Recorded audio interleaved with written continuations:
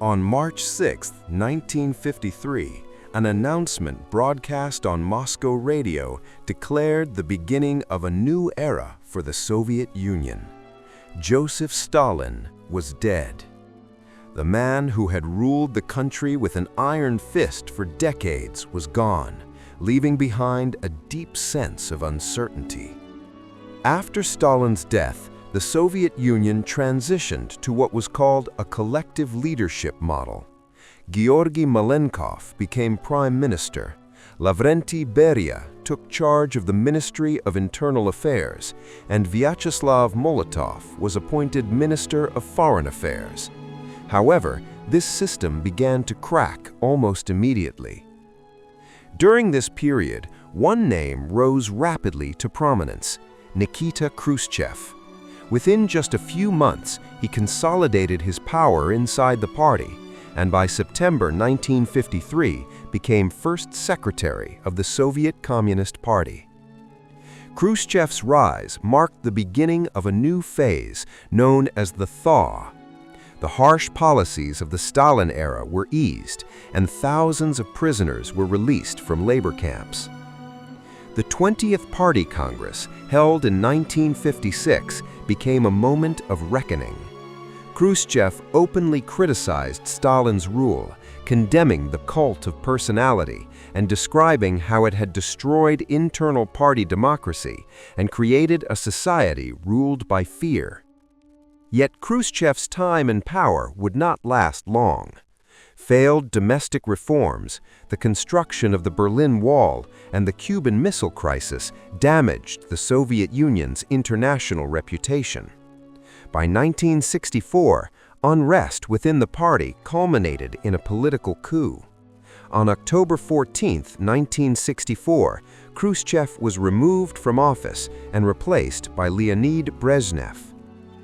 The Brezhnev era appeared on the surface to be a period of stability, but many historians describe it as an age of stagnation.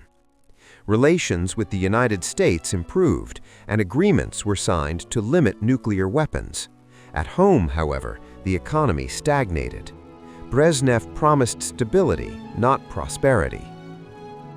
In 1968, the Prague Spring in Czechoslovakia became a critical turning point.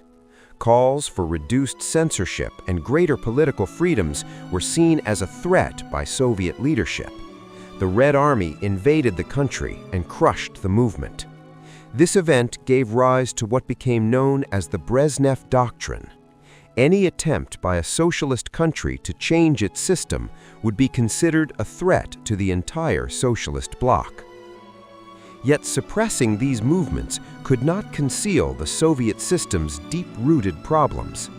Inefficiency and rising military expenditures became an ever-growing burden. The decision to intervene in Afghanistan in 1979 dramatically intensified this strain. The Red Army became trapped in a prolonged conflict against Mujahideen fighters using guerrilla tactics in difficult terrain.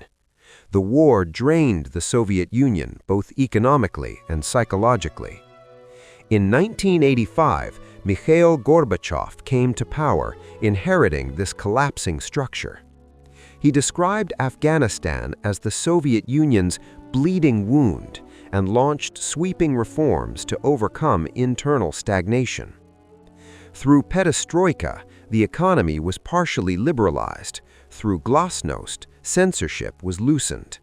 Previously banned books were published, and the crimes of the Stalin era were openly discussed.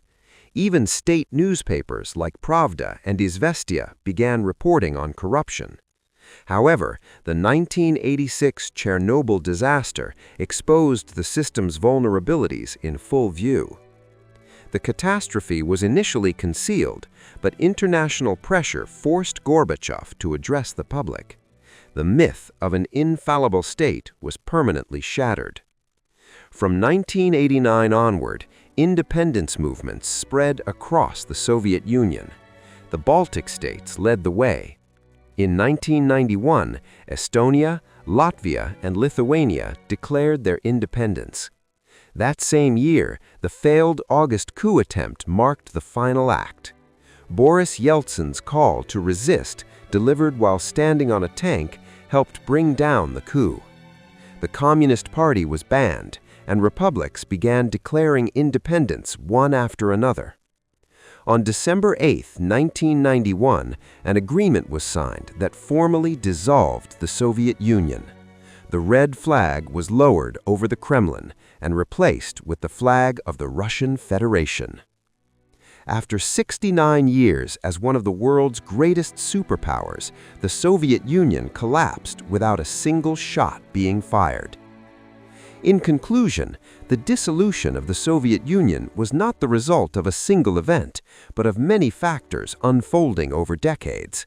An authoritarian system collapsed under its own pressure, failed to compete economically with the West, and most importantly, could no longer suppress people's desire for greater freedom. When all these forces came together, the end became inevitable.